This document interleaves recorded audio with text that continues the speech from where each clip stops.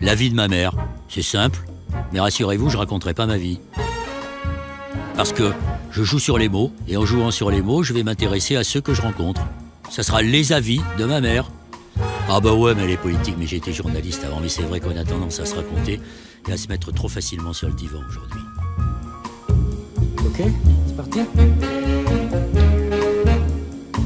Lucie Pinson, bonjour. Vous êtes à la tête de l'ONG Reclaim Finance que vous avez créée en 2020. Vous avez choisi un nom anglophone pour éviter la traduction Google défricher la finance et vous avez bien fait, Lucie Pinson. Vous avez reçu le prix Goldman, qui n'est pas lié à Goldman Sachs, pour votre combat face aux 3 banques françaises qui investissaient massivement dans la filière charbon, puisque l'objectif de Reclaim Finance, c'est de promouvoir le désinvestissement des énergies fossiles de la part des acteurs financiers. J'espère qu'à l'inverse de Jean-Jacques Goldman, qui n'est pas lié non plus à Goldman Sachs, vous ne marchez pas seul et que vous irez au bout de vos rêves.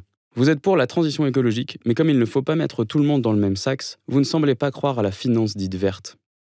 Alors au final, vous êtes plutôt Team Hollande, mon ennemi c'est la finance, ou Team Macron, le nerf de la guerre c'est la finance? Deux bonnes questions pour commencer cet entretien. Ouais. Bon, vous êtes ni d'un côté ni de l'autre en fait, parce que le Hollande de l'ennemi c'est la finance, ça n'a pas tenu très longtemps. Ça n'a pas tenu très longtemps. Puis de toute façon, de manière assez générale, j'aime pas trop les anathèmes ou les grands, les grands slogans qui sont souvent très réducteurs et puis qui dépeignent voilà, des postures électorales, hein, derrière lesquelles on ne met pas grand-chose. Donc je pense que la finance est un levier de transformation de la société qu'il va falloir activer de force. Parce qu'il ne va pas falloir compter sur la bonne volonté des acteurs financiers individuels pour soutenir et financer la transition. En tout cas, ils vont faire des choses, mais de manière trop lentement. Donc, il va falloir actionner le levier de la régulation. Et pour ça aussi, il va falloir se battre, puisque les politiques peuvent demander aux acteurs financiers de financer cette transition, mais eux-mêmes ne vont pas les y contraindre. Alors, voilà le cadre qui est posé. On va y revenir. Mais d'abord, c'est toujours intéressant de savoir à qui on a affaire, chaque personne que je reçois. Et j'aime bien connaître le parcours de mes invités. Vous, Lucie, vous êtes jeune et vous avez déjà un passé d'activiste important derrière vous, ce qui sans doute vous aide beaucoup pour mener à bien vos actions très difficiles de Reclaim Finance. Mais vous êtes passé par l'Afrique du Sud, si je suis bien renseigné, dans l'université de Rhodes. Ouais, Expliquez-nous ce parcours qui vous a fait passer par l'Afrique du Sud et aussi par des écoles catholiques très traditionnalistes, alors que vous êtes athée, que vous n'êtes pas d'un milieu... Non, du tout. Moi, je viens d'un milieu très ancré à gauche, plutôt anticlérical. Hein, mes parents sont plutôt anticléricaux. Mais comme un peu tout le monde au lycée, on est un peu paumé, on ne sait pas trop ce qu'on veut faire de sa vie. Donc, moi, je m'orientais plutôt vers un truc assez généraliste. Hein, quand on ne sait pas quoi faire, on se dit, bon, on va faire un peu de tout.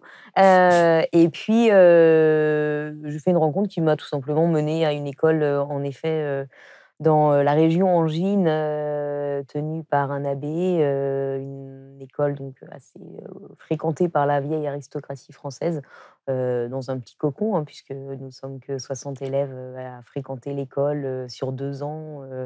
Et ce qui me plaisait, c'était justement cette possibilité d'aller à l'étranger en 3e année, dans des pays très différents, donc au-delà de l'Allemagne, l'Espagne et la Grande-Bretagne, avec la possibilité d'aller voir très loin ce qui se passait, et puis toujours avec un cursus quand même très ouvert, donc multidisciplinaire. Et puis aussi, je pense que au fond de moi, j'aimais bien quand même l'idée d'aller me confronter à des idées radicalement différentes de celles que j'avais toujours fréquentées jusqu'alors. Donc ça a été un grand bain dans cette école où j'ai appris à débattre, où j'ai appris le sens du mot politique, où j'ai appris la notion de conflit d'intérêts, où je me suis forcé une conviction selon laquelle l'intérêt général n'existe pas. Il y a l'intérêt peut-être de la majorité. Mais voilà, j'ai réalisé vraiment que derrière chaque prise de décision publique, il y avait un rapport de force. Il y a des rapports de force qui traversent nos sociétés et il s'agit de comprendre ça pour pouvoir après avancer selon nos objectifs. Et donc après, j'ai fini après 2 ans donc, dans la région Angine, je suis partie en Afrique du Sud. où j'ai fait en sorte de rester un peu plus longtemps que prévu. J'aurais pu poser mes valises pour 4 mois, je les ai posées pour 2 ans, parce que finalement, quand on arrive là-bas, on se rend compte que on est une femme, on est on est blanche d'un pays ancien colonisateur et qu'on est plutôt d'un niveau voilà, classe moyenne en France, mais plutôt là-bas assez aisée. Et donc, j'ai mis beaucoup de temps, en fait, à comprendre le pays, à tisser des liens. Et puis sur place, c'est vrai qu'on prend aussi compte du lien entre les injustices sociales et les injustices environnementales.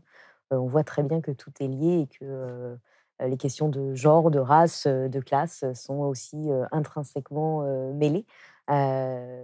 Donc ça m'a beaucoup forgé politiquement, ce passage en Afrique du Sud où j'étais notamment impliquée dans on a fondé une asso avec une amie zimbabwéenne de défense des droits des populations zimbabwéennes, et on a monté ça sur l'université, ce qui n'était pas sans difficulté dans un pays à l'époque dirigé par un dirigeant qui affirmait qu'il n'y avait pas de coup. There is no crisis in Zimbabwe. Donc où l'existence même de notre activité était non autorisée. Nous n'avions pas le droit de manifester dans la ville, puisque ça aurait été un signe de la reconnaissance de la dictature de Mugabe. Voilà, tout à fait. Donc c'est vrai qu'on prend conscience de beaucoup de choses. Et quand je suis revenue en France, voilà, j'ai jamais à abandonné en tout cas ce bagage militant, mais j'ai été du coup beaucoup plus ancrée dans la lutte pour la défense des droits humains que la lutte écologiste. Et ce que vous a appris l'Afrique du Sud, ça me paraît important dans ce que vous dites sur le lien que vous avez fait très vite entre l'écologie et les conditions sociales. Oui, parce que déjà, une belle ville sud-africaine, c'est construit déjà de la planification urbaine et on dit très long aussi de la construction des rapports sociaux. Donc on voit là ce qu'on peut voir aussi en France avec l'urbanisation et entre les quartiers et le centre-ville urbanisé avec tous les services à disposition, etc. Qu'il s'agisse des transports ou des supermarchés, etc. Tout est accessible de manière voilà, c'est très proche, alors qu'en banlieue, c'est très compliqué. Plus on va avoir les usines pas très loin. Voilà, tout est très lié. En Afrique du Sud, c'est ça, puissance 1000. Donc vous avez découvert 2 choses, si j'ai bien compris. Le fait que la lutte des classes, c'est une chose, mais il faut y ajouter la question de la ségrégation, des discriminations. En fait, c'est ce qu'on appelle le wokisme aujourd'hui, et vous devez regarder ça, la bagarre que mène la droite contre le wokisme doit non pas vous faire rire, mais vous accabler, parce qu'on ne peut pas aujourd'hui regarder la société sans la questionner sur la question de la colonisation et de ses traces, sans interpeller la question du genre et des discriminations liées à la religion ou à la couleur de la peau. Oui, tout à fait. Moi, c'est une conviction que j'ai, et ce que je vais d'ailleurs ramener en France, et ça va être la raison pour laquelle je vais rejoindre l'association Les Amis de la Terre et les mouvements altermondialistes à mon retour en France. Et je vais décider de rejoindre l'association Les Amis de la Terre parce que, justement, ils ont au cœur de leur projet politique la défense des minorités et un projet fondé sur la justice sociale et environnementale, avec vraiment les 2 questions qui vont être liées.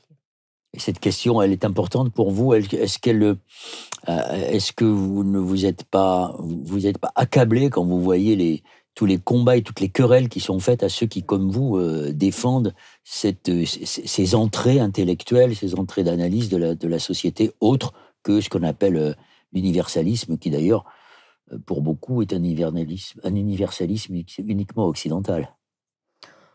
Si, alors après, c'est vrai que c'est des questions que personnellement, moi, je me pose très peu dans mon travail. Hein. Ça, c'est bien de le dire. Qui, je pense, sont importantes enfin, il faut en avoir conscience. Après, il ne faut pas s'y arrêter.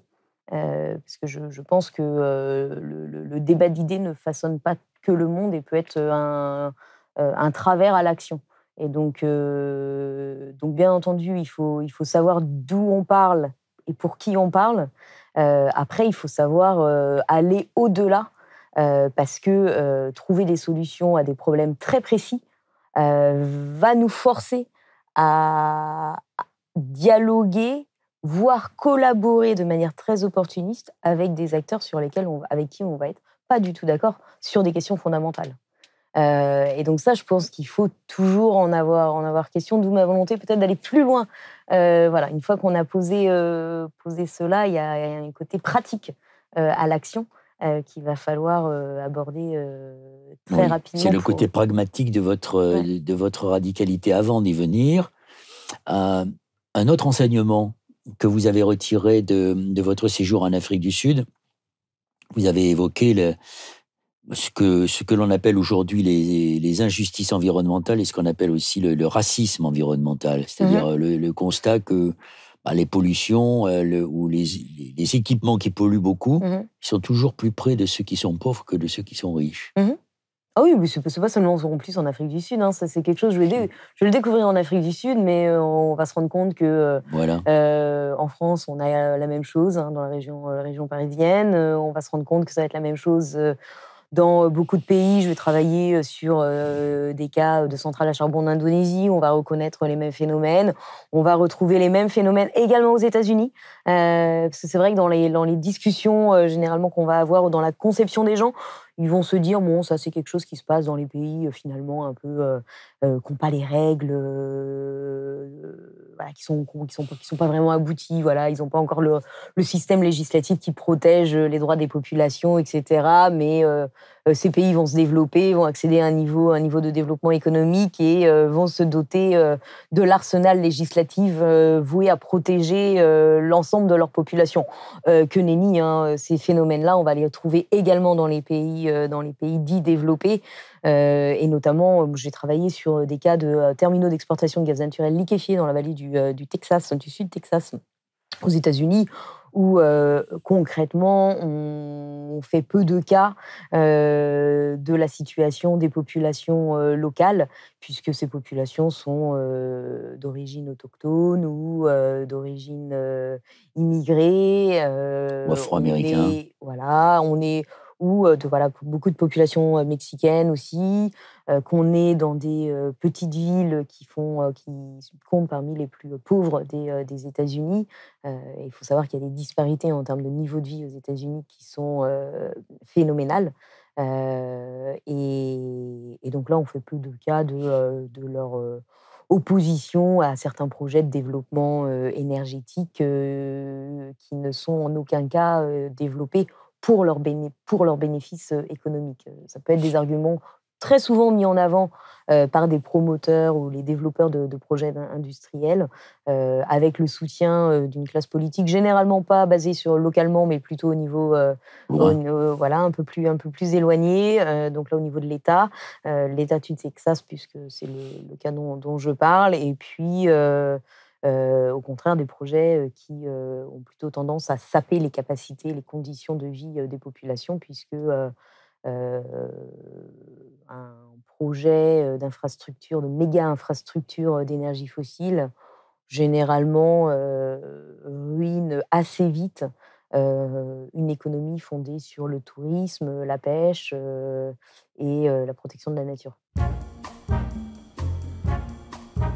La vie de ma mère, c'est une série de podcasts consacrés à l'écologie et plus exactement à la pensée des écologistes. Nous les faisons, ces podcasts, avec des philosophes, des experts, des sociologues, des activistes qui nous apportent leur point de vue sur la société, leur point de vue sur le monde et qui nous aident à mieux le comprendre et à mieux préparer l'avenir. Ma vocation, celle de ma génération d'écologistes, c'est la transmission, c'est le passer le témoin à ceux qui aujourd'hui ont pris conscience de l'urgence et qui savent qu'il n'y a plus de temps à perdre. Nous avons besoin de vous parce que nous avons décidé d'être, farouchement indépendants. Les seuls qui peuvent nous aider à poursuivre ce chemin que nous avons entamé, c'est vous, en entrant dans notre communauté de la vie de ma mère. Il vous suffit d'aller sur Tipeee. C'est une nécessité politique et philosophique. Alors vous avez tout à fait raison d'évoquer assez longuement cette question des injustices environnementales parce que C'est en fait un mouvement, le mouvement pour la justice environnementale. Il est né aux États-Unis, dans le comté de Warren, en 1982. Et il y a même des auteurs américains qui ont parlé de racisme environnemental après la catastrophe de Katrina, notamment en Nouvelle-Orléans, où on a constaté que c'était les populations afro-américaines qui étaient les plus touchées et les plus abandonnées. Et c'est bien que vous parliez de ça, parce que j'ai l'impression que les journalistes français sont en train de découvrir cette question très importante des injustices environnementales, c'est-à-dire de ceux qui sont victimes de la double peine. Ce sont les victimes d'injustice sociale qui sont les premières victimes d'injustice environnementale. Alors, je ne sais pas s'ils le découvrent tous. Pour certains, peut-être. Mais je pense que certains d'autres en avaient déjà conscience. Mais c'est vrai qu'on voit par exemple, quand ils parlent de Lubrizol, ils ne nous disent pas qu'autour de Lubrizol, on a construit des logements sociaux comme on l'avait fait autour d'AZF. Tout à fait. Ouais. Et puis, on a de plus en plus quand même aussi d'articles sur des cas d'entreprises françaises actives heureux dans le bassin permien, donc au niveau du Texas, aux États-Unis, qui développent des puits de gaz de schiste à côté d'écoles, de jardins d'enfants. Et c'est vrai qu'on voit quand même un certain nombre d'articles émerger sur ces questions-là. Et ça, c'est important parce que vous faites partie de ces activistes qui ont toujours lié la question écologique à la question sociale, même si vous vous intéressez d'abord à la finance. Alors, tout à fait. Alors nous, notre objectif, il est très clair. C'est la protection avant tout on se bat pour la protection des droits sociaux, des droits humains. Cela passe nécessairement par une protection de la nature.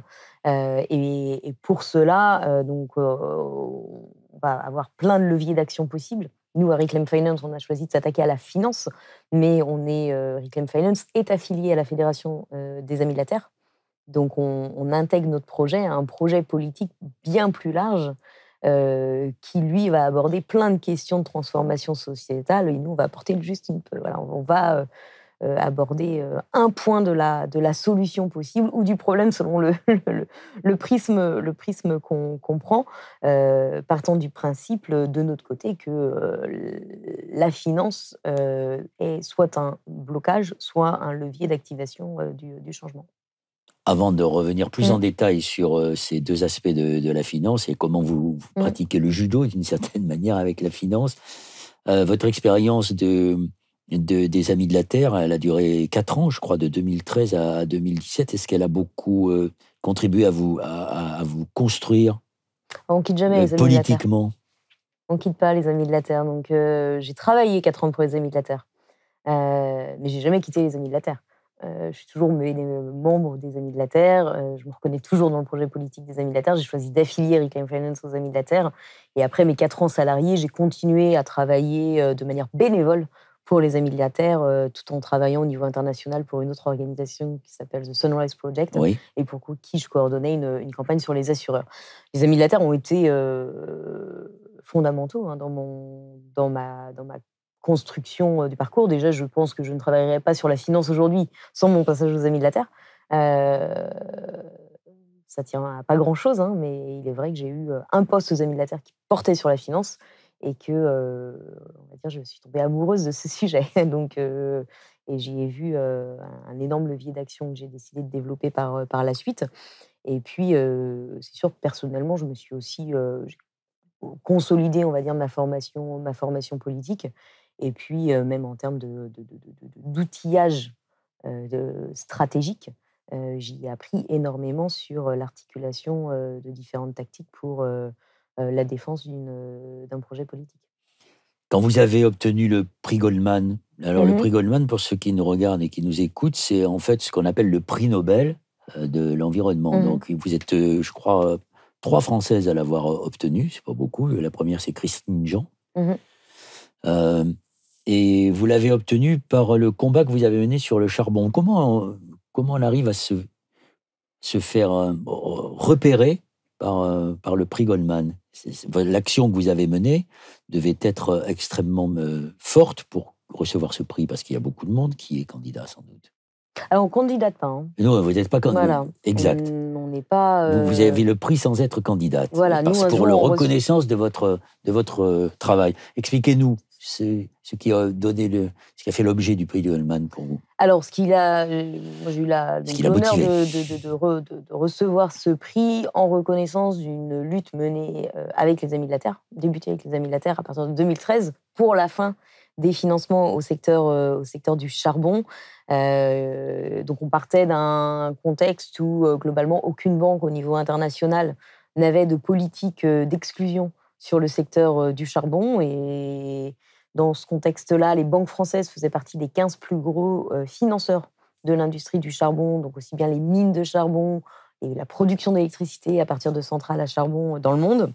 Parce qu'il faut quand même rappeler peut-être aussi pour tout le monde, parce que ce n'est pas forcément évident qu'on a un secteur financier en France qui est extrêmement important au niveau international. On a le 4e secteur bancaire le plus gros au monde. On a aussi des mastodontes du côté de la gestion d'actifs ou des assureurs, puisqu'on a un AXA, qui est le 2e plus gros assureur au monde, et on a un Amundi qui compte parmi les 10 plus gros gestionnaires d'actifs au niveau international, alors que les 9 autres sont que des Américains.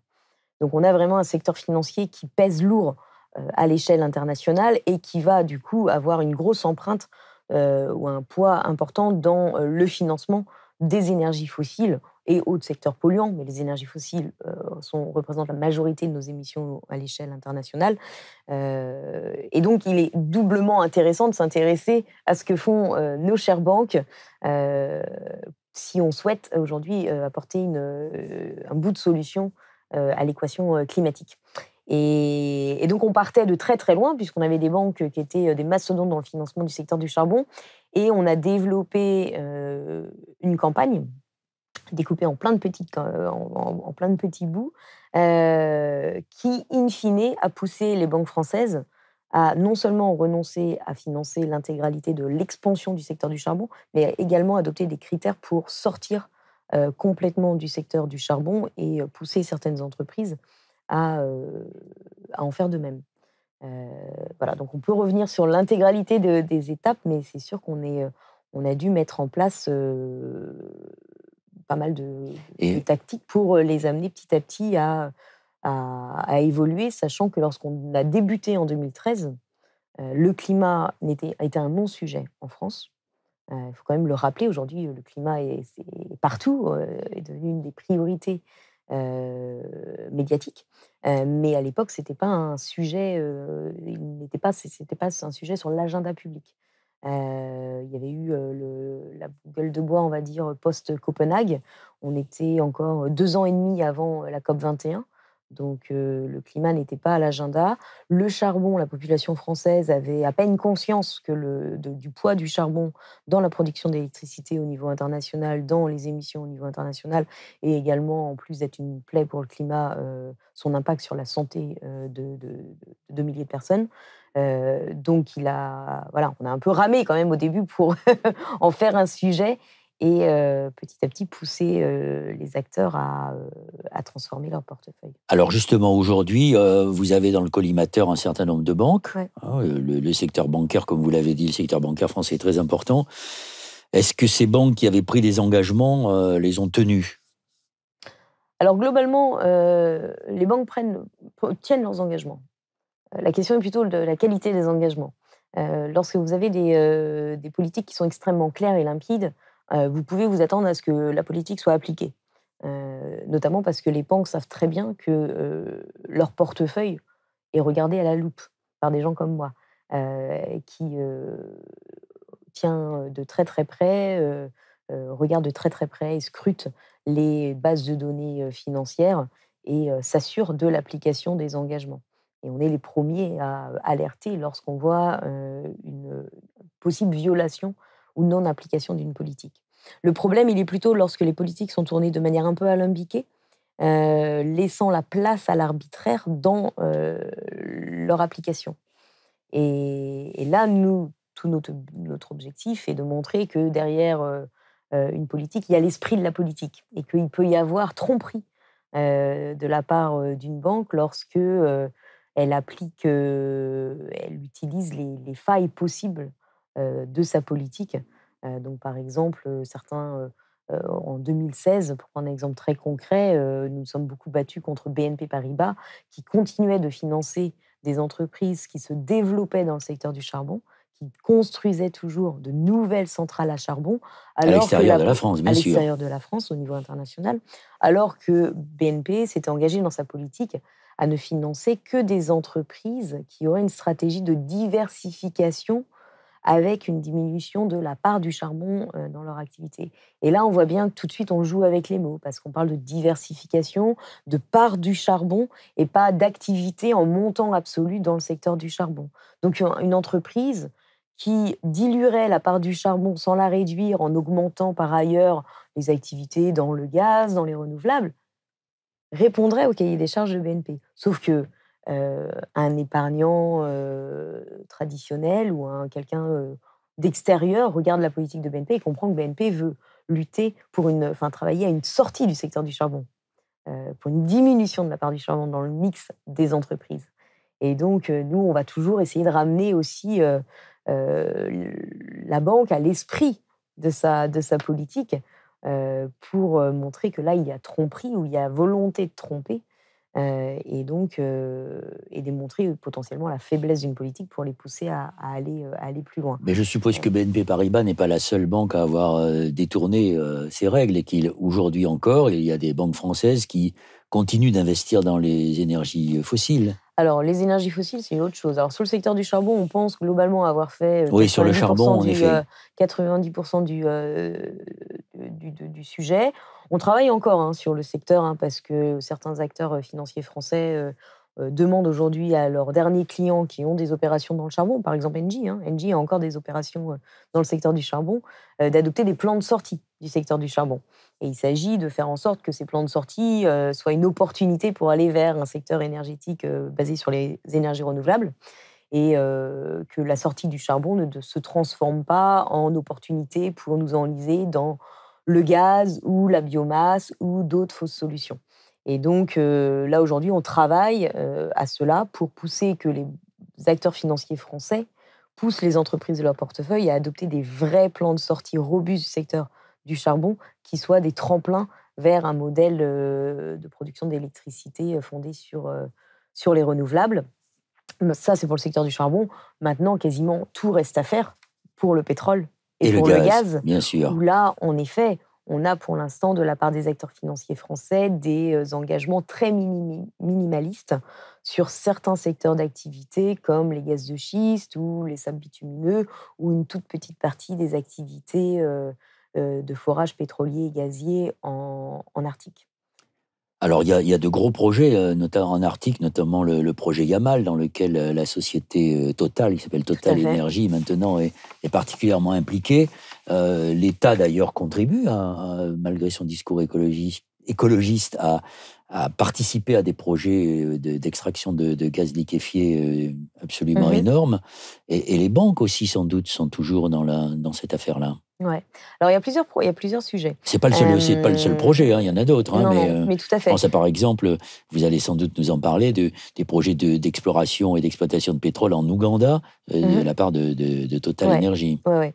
Alors, ce qu'on voit, c'est que, globalement, les banques françaises n'ont cessé d'augmenter leur financement aux énergies fossiles depuis que la COP21 a eu lieu, depuis que l'accord de Paris a été adopté. Autrement dit, plus elles parlent climat et plus elles financent les énergies fossiles et leur expansion, les entreprises qui se développement.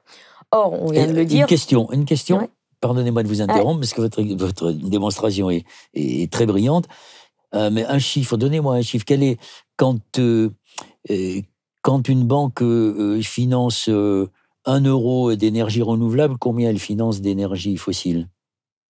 Aujourd'hui, je ne sais pas. Mais c'est une proportion de combien à peu près? Je dirais de 1 à 7 aujourd'hui. Mais ce n'est pas tant ça le problème. Parce que le problème n'est pas tant l'euro qui va aux énergies fossiles.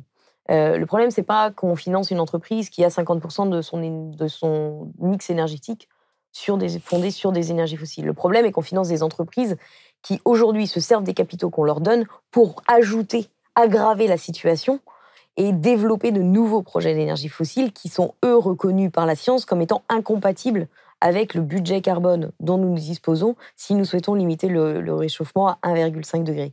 C'est bien ça le problème, c'est pas la situation actuelle, parce qu'on pourrait potentiellement financer des entreprises qui font 50% de leur mix dans les énergies fossiles, Mais aujourd'hui, ils sont en train de travailler à sortir des énergies fossiles, sont en train de travailler à une diminution de leur production progressive et à une fermeture de leur site de production d'énergie fossile. Et ça, très bien. On sait bien que la transition, elle ne va pas se faire du jour au lendemain et on ne va pas abandonner les énergies fossiles du jour au lendemain. Ce n'est pas la question. La question, c'est déjà, il faut arrêter d'aggraver la situation. Puisque aujourd'hui, c'est ce que l'on fait. Lorsque nous regardons les chiffres des acteurs financiers français, ils ont donné 295 milliards de dollars de financement aux énergies fossiles entre 2016 et 2020. Et on voit le problème, c'est que ces financements ne cessent d'augmenter d'année en année, et que s'il y a une baisse de leur financement au secteur du charbon, c'est que la hausse est avant tout tirée par une hausse au secteur du pétrole et du gaz, et notamment à des entreprises qui se servent de ces financements pour ouvrir de nouveaux champs pétroliers et gaziers. Et c'est bien ça le problème, c'est que du coup, aujourd'hui, dans les politiques adoptées par les acteurs financiers français font l'impasse sur les entreprises qui sont à l'avant-garde de l'expansion des énergies fossiles, comme vous en avez mentionné une, Total Energy. Total Energy qui continue de se développer dans plein de secteurs d'activité pétroliers et gaziers en Arctique. Vous avez mentionné Yamal, mais aujourd'hui, Total Energy est aussi impliqué dans d'autres projets de gaz naturel liquéfié en Arctique, comme le projet Arctic LNG 2. Que Total, de manière, ça me fait beaucoup rire personnellement, jaune ou pas, je ne sais pas, mais Total argumente que son projet Arctic LNG 2 n'est pas en Arctique. Ah bon? Donc ça, j'y viens. Où il se certaines développe conceptions de la également, géographie. voilà, où il développe des nouveaux projets pétroliers en Ouganda, avec le projet également d'oléoduc qui est lié, qui s'appelle l'ICOP et qui soulève beaucoup de controverses, à juste titre, il entraîne le déplacement forcé de population et aura un impact très lourd sur la biodiversité, puisqu'on se situe dans la région des Grands Lacs. Oui, et sans compter les complicités de Total Energy avec le régime birman, par exemple. Toujours. Voilà, il y a plein de choses à mettre au compte de Total Energy, et la triste nouvelle, c'est que Total Energy n'est pas le seul. Et qu'on trouve beaucoup de ces entreprises avec des situations extrêmement similaires dans le portefeuille de clients des acteurs financiers, français. Et donc, pour en revenir, parce que vous avez mentionné beaucoup de choses au début, le problème aujourd'hui, c'est que ces projets sont extrêmement risqués, ceux qui sont en Arctique, et que les acteurs financiers publics les rendent possibles en les soutenant directement, avec de l'argent du contribuable. Donc là, on se situe notamment au niveau des soutiens qui sont fournis par les agences de crédit aux exportations au niveau international, donc de l'Italie, de la France, de l'Allemagne, des États-Unis. Oui, la COFAS, etc. Voilà. Alors aujourd'hui, c'est la BPI qui gère cela pour le compte de l'État. Et en effet, le rôle de ces agences de crédit aux exportations, lorsqu'elles soutiennent des énormes projets d'infrastructures énergétiques, c'est qu'elles enlèvent le risque pour les acteurs financiers privés. Les acteurs financiers privés qui n'iraient pas financer des projets qui n'ont ni queue ni tête d'un point de vue économique et financier, et qui sont en plus des aberrations environnementales et climatiques, ils y vont puisque c'est tout bénef pour elles, étant donné qu'il y a des garanties publiques. Donc là, on a eu à la COP 26 un engagement de plus d'une vingtaine de pays à cesser ce type de soutien pour des nouveaux projets d'énergie fossile, mais comme souvent, avec ce type d'engagement, le diable se cache dans les détails et on attend de voir l'application qui en sera faite, notamment au niveau français, puisqu'on a un engagement qui est à ne plus soutenir ce type de projet normalement dans les textes d'ici fin 2022. Or, Barbara Pompili a déjà fait savoir que la France s'en tiendrait pour l'instant à son calendrier préalable, à savoir qui lui permet de soutenir des nouveaux projets gaziers jusqu'en 2035. On se dit ça ne marche pas, et que peut-être la solution, en tout cas le début de réponse à cette contradiction se trouve dans le fait que l'engagement porte sur les projets d'énergie fossile unabated, donc qui ne disposent pas de technologie de captage et de stockage de CO2. Et là, on voit qu'il y a une énorme bataille qui va s'engager, puisqu'il faut absolument éviter que des projets d'énergie fossile qui pourraient demain bénéficier d'une potentielle technologie de capture et de stockage du CO2 soient développés avec de l'argent public sans garantie en réalité que la technologie soit opérationnelle dès le début. Alors là, on est complètement dans l'hypocrisie, le double langage ou même l'imposture. D'ailleurs, sur ces 20 pays qui se sont engagés sur les énergies fossiles, la France a mis du temps à les rejoindre. Au départ, elle n'était pas avec eux, si j'ai bien compris ce qui s'est passé à la COP26. Non, elle a traîné des pieds pour éviter d'avoir à se positionner et dire à Total quand même que ce type d'activité, il faudrait les abandonner. Et donc, elle a fini par signer, tout en affirmant dans la foulée que ça ne changerait pas trop ses engagements initiaux. Alors, c'est extrêmement compliqué pour vous d'arriver à obtenir des résultats, parce qu'on voit bien qu'il y a une complicité très forte entre les multinationales, les majors des énergies fossiles, il n'y a pas que Total, avec les banques, avec ceux qui assurent, et avec les pouvoirs publics. Comment peut-on agir pour sortir de cette impasse qui va nous conduire d'ailleurs dans le mur, parce qu'on peut parler de transition écologique, mais s'ils continuent à agir de cette manière, la transition écologique, il n'y en aura pas. Ce sont des tueurs de transition, ces gens-là. Alors d'abord, nous, on va jouer sur le levier de la réputation, quand même, pour montrer justement les impostures de certains, ou le fait que on prend des engagements on se paie de mots certaines fois pour certains acteurs. Si on veut rester sur le cas de l'Arctique, vous avez plein d'acteurs financiers français qui se sont engagés à ne plus soutenir des nouveaux projets pétroliers et gaziers en Arctique, mais avec deux problèmes.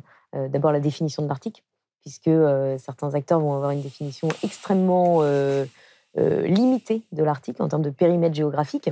Et on s'est amusé à Reclaim Finance à mettre sur une carte. On travaillait avec un cartographe du CNRS.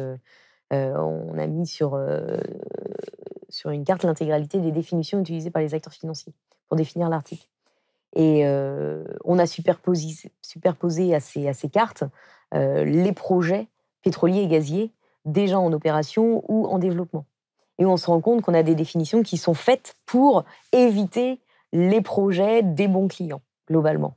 Où on a des définitions, celle de BNP est extrêmement intéressante puisqu'elle est notamment fondée sur le niveau de glace. Donc il y a un phénomène qui s'appelle le dérèglement climatique, qui s'appelle la fonte des glaces.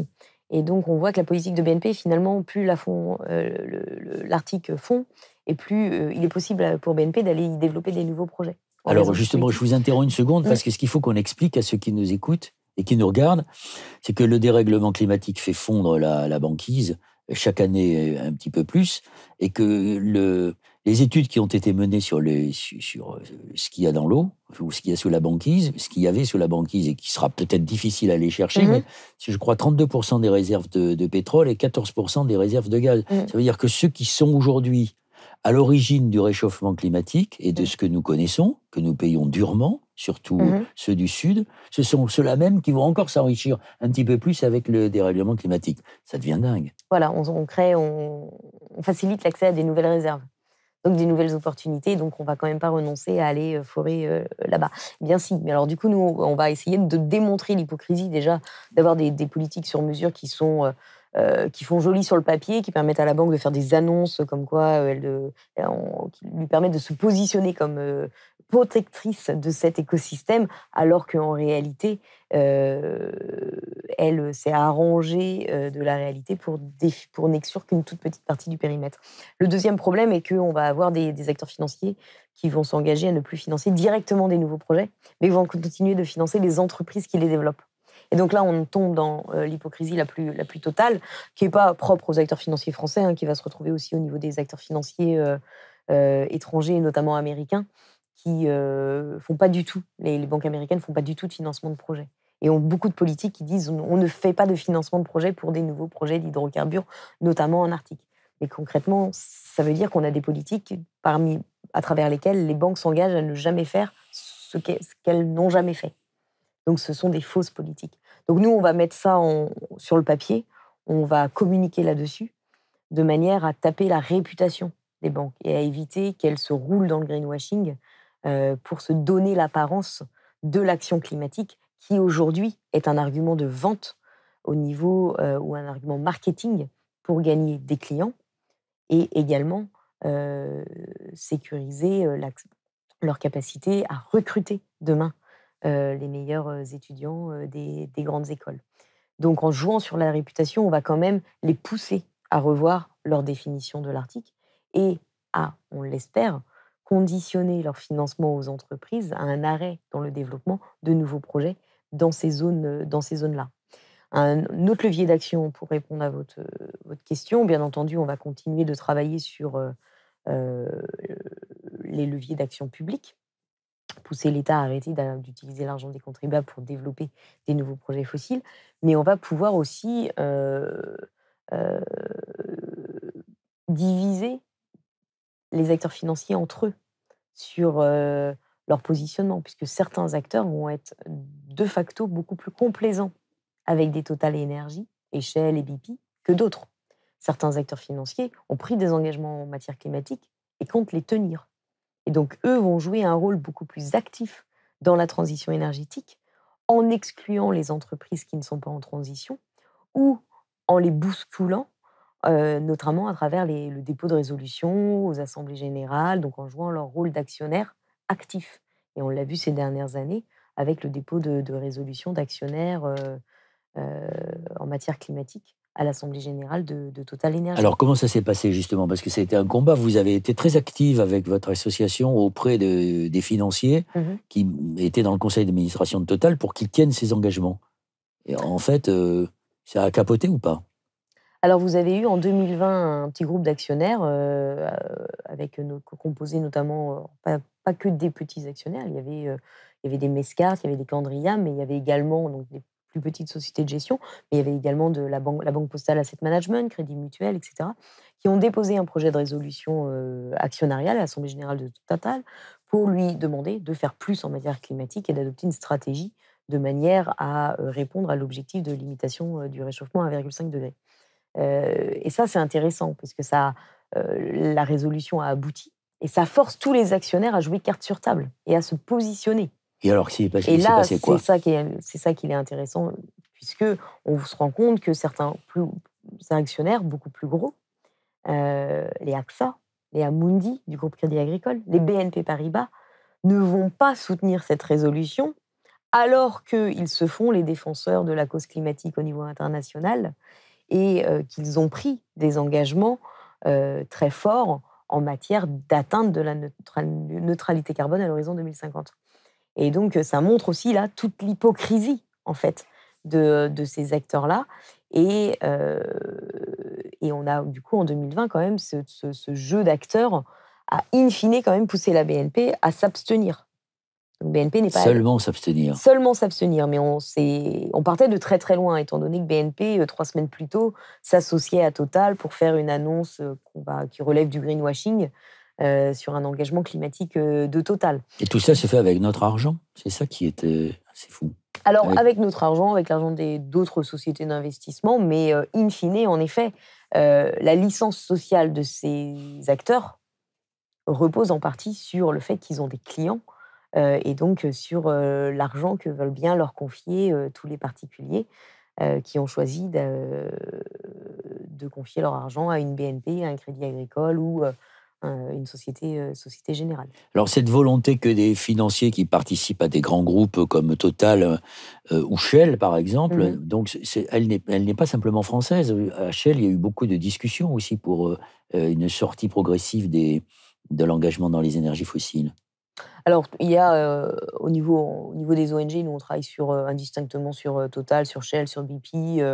On nous reproche souvent beaucoup d'être acharnés sur Total, alors que c'est un prisme médiatique purement français, qui est qu'il y a plus de communication en France sur Total, mais on travaille tout autant. C'est une des 5 majors pétrolières. Voilà, mais on travaille tout autant sur les autres majors pétrolières et gazières, de la même manière qu'il va y avoir une attention de certains investisseurs sur les autres majors pétrolières et gazières, et on va retrouver ces problématiques un peu partout au niveau international, avec également au niveau de Shell, des plans climat qui sont déposés par l'entreprise en assemblée générale, mais qui nous semblent des faux plans climat, étant donné qu'ils cachent derrière le mot climat une stratégie d'expansion dans les énergies fossiles, l'ouverture de nouveaux projets reconnus comme étant pourtant incompatibles avec le budget carbone parti dans un scénario 1,5 degré.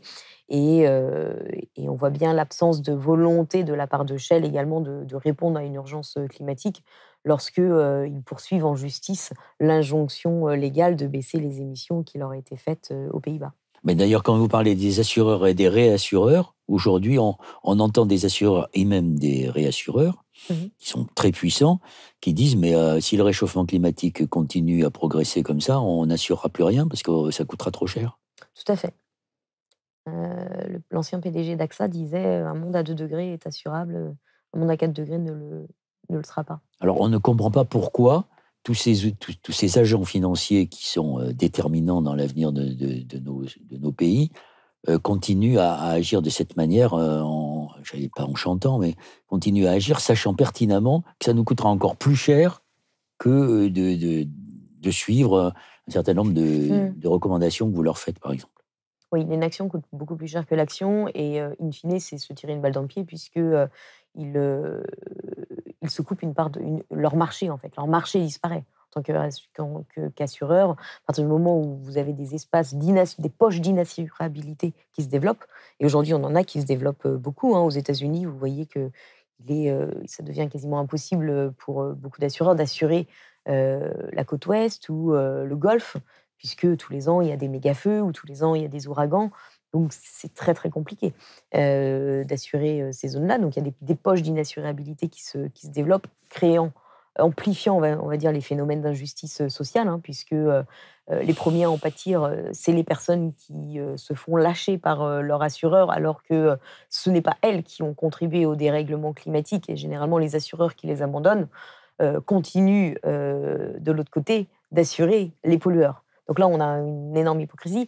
Le problème, c'est qu'il y a la prise de conscience que sur le long terme, il serait favorable d'agir, et le fait que sur le court terme, c'est toujours très, très favorable de continuer d'assurer les pollueurs et d'investir dans le chaos climatique. Il y a encore beaucoup d'argent à se faire dans les énergies fossiles. Et c'est bien ça le problème, c'est de trouver les verrous qui empêchent aujourd'hui d'opérer des transformations sur le court terme. Il va falloir rendre beaucoup plus cher de financer les énergies fossiles et beaucoup moins cher de financer les solutions, sachant qu'au-delà de la question du coût, nous, on porte des solutions beaucoup plus radicales, qui est tout simplement l'interdiction. De la même manière que le politique peut interdire des moteurs thermiques à l'horizon X, eh bien, pourquoi n'interdisons pas tout simplement le financement de certaines activités qui, on le sait, nous mènent tout droit dans le mur? Donc ça veut dire que vous rejoignez celles et ceux qui disent que, au fond, tout le discours que l'on entend sur le climat, c'est une fable et dont les auteurs sont principalement les multinationales, en accord bien souvent avec les gouvernements et les outils financiers. Je n'ai pas compris qu'est-ce qu'était une fable. La fable climatique, ça veut dire on nous fait croire qu'on est dans une période où on va pouvoir entrer dans la transition, alors même que ceux qui nous disent on la main sur le cœur, on s'engage à la transition, font tout le contraire. C'est une fable. Alors, le gros problème, c'est que certains acteurs le font sérieusement. Alors, dites-le nous, parce qu'on n'est pas obligé de traiter tout en noir. Voilà, vous avez... par exemple, il n'y a pas récemment, la Banque Postale a pris des engagements sur le pétrole et le gaz. Maïf aussi, Maïf, un assureur, qui a pris des engagements sur le secteur pétrolier et gazier, qui sont des très bons engagements sur le secteur pétrolier et gazier. Il s'engage à ne plus... investir dans les entreprises qui développeraient toujours les pétroles et gaz les plus risqués l'année prochaine. Et puis, il s'engage à sortir de ces secteurs-là à l'horizon 2030. Donc, on n'est pas sur l'intégralité de la solution pour le secteur pétrolier et gazier, mais on est sur un très, très bon premier pas pour s'attaquer à la question. Vous avez la Banque Postale qui s'engage à sortir totalement des énergies fossiles. Vous avez Ircantec, fonds de pension, qui s'engage à ne plus financer les entreprises qui développent de nouveaux projets dans les pétroles et gaz non conventionnels l'année prochaine, et qui arrêtera tout investissement dans les entreprises qui développent des nouveaux projets d'énergie fossile en 2024, en plus d'exclure la pétrochimie et plein d'autres secteurs extrêmement polluants à l'horizon 2024. Donc là, on est sur des acteurs qui sont en pleine transformation, Il va falloir aller beaucoup plus loin sur le secteur de la production d'électricité notamment, puisque là, on n'est que sur le secteur de la production d'hydrocarbures.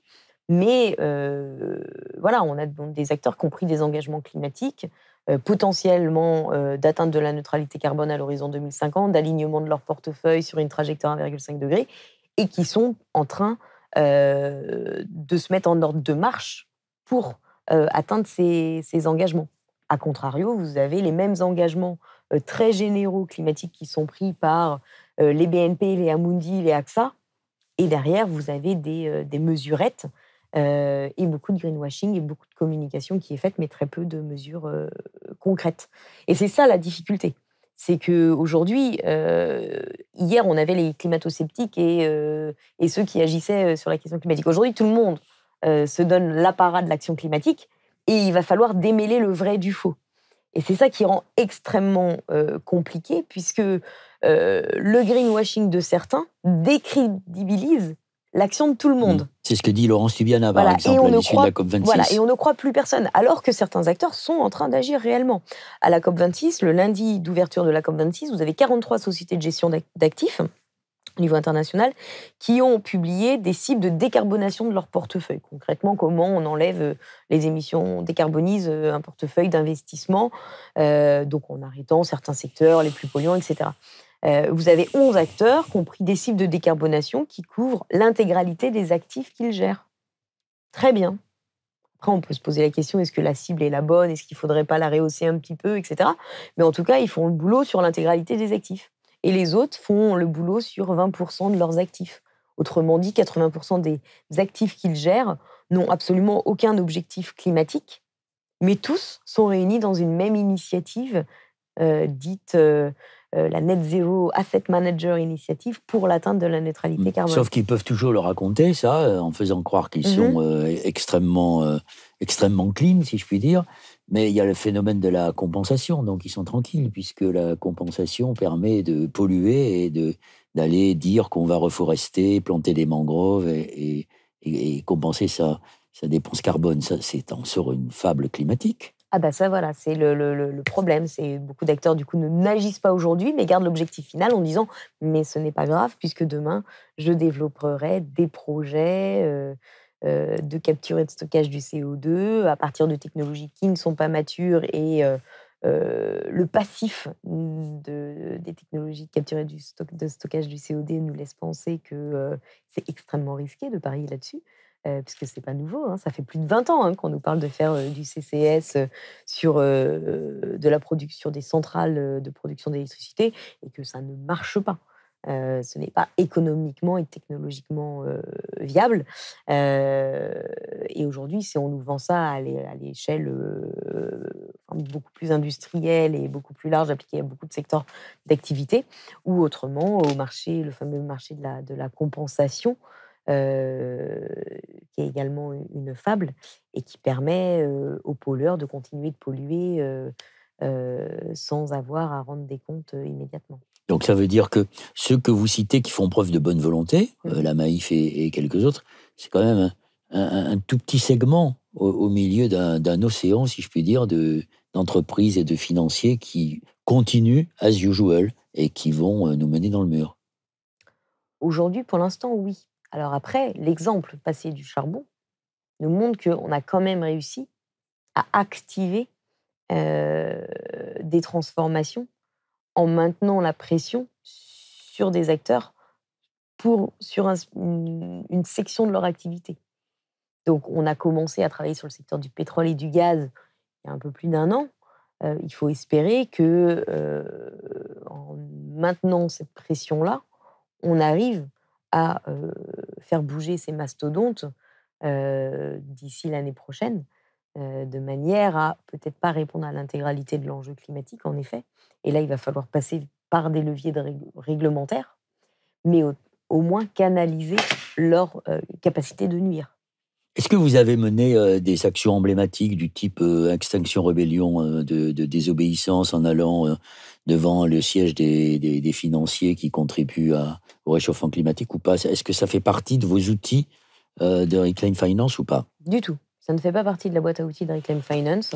qui est en plus une association très jeune, hein, il faut le rappeler, mais c'est vrai que ça ne fait pas partie de notre ADN. En revanche, on appartient, encore une fois, on est affilié à la Fédération des Amis de la Terre, qui utilise ce mode d'action. Quelle a été votre dernière victoire par rapport à des financiers que vous avez réussi à faire revenir dans un chemin plus respectueux de l'environnement et de la justice environnementale?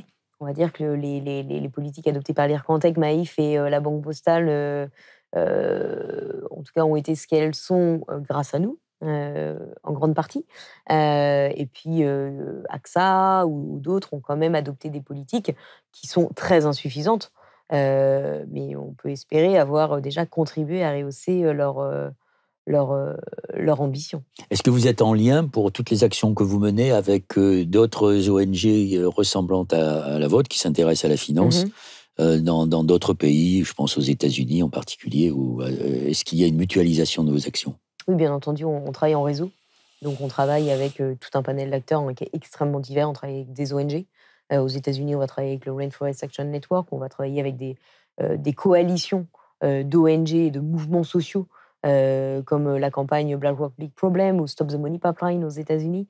Donc, qui sont vraiment des campagnes qui réunissent des acteurs très divers, hein, avec des communautés ou des groupements citoyens ou de populations locales opposées à tel ou tel projet sur le territoire américain, et des plus grosses ONG instituées qui ont plusieurs années d'existence, Greenpeace, 50 ans, voilà.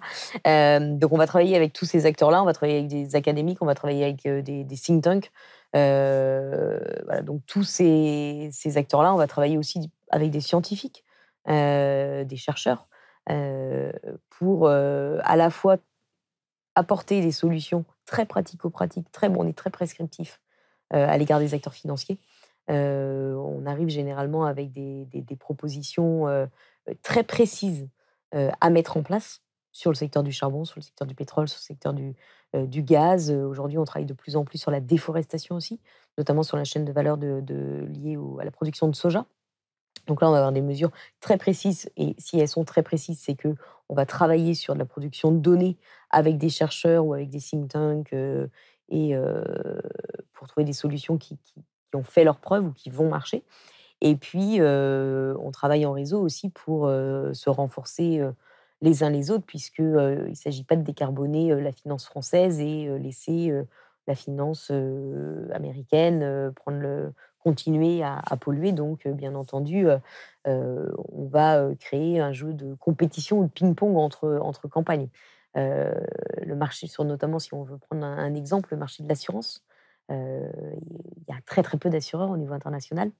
Il y a très peu de grandes banques déjà en capacité de financer des énormes projets industriels. Il y a 30 banques internationales, hein, qui comptent vraiment, qui font le monde. Et il y a une quinzaine, vingtaine de grands assureurs aujourd'hui. Et il est certain que ces assureurs se regardent les uns les autres.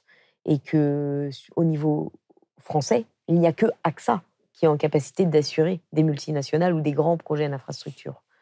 Par contre, AXA est en compétition directe avec un Zurich, un Allianz. Et donc, lorsque AXA adopte une politique, il faut s'attendre à ce que Allianz regarde de très très près ce que AXA a fait pour éventuellement imiter la politique, voire aller au-delà. Et donc, nous, notre rôle en tant qu'ONG, en travaillant en réseau, on va jouer sur ces leviers concurrentiels pour de l'émulation collective. Tout à fait. Dans les prescriptions qui sont les vôtres vis-à-vis, par exemple, des banques, est-ce que, c'est une supposition, est-ce que, par exemple, vous pouvez exiger, ou en tout cas obtenir que l'argent des assurances-vie soit placé non pas dans du fossile, mais dans des énergies renouvelables, par exemple, ou l'efficacité énergétique, ou la sobriété? Alors ça, c'est des leviers qu'on regarde, et alors c'est pas nouveau, hein, puisque c'est des sujets, la décarbonation des produits d'épargne, que ce soit des produits d'épargne réglementés ou en effet l'assurance vie, qui est le produit d'épargne préféré des Français. Tous ces produits pourraient être mis à contribution du financement de la transition énergétique, et on voit bien d'ailleurs l'absurdité, à savoir aujourd'hui ce n'est pas du tout le cas, quand bien même des fois on a des produits qui sont le LDDS, livret développement durable, qui ne soutient pas du tout la transition écologique en France. Et c'est doublement aberrant, étant donné que lorsqu'on interroge la population française, la majorité répond qu'elle souhaite voir son argent utilisé pour financer le développement des territoires ou cette transition.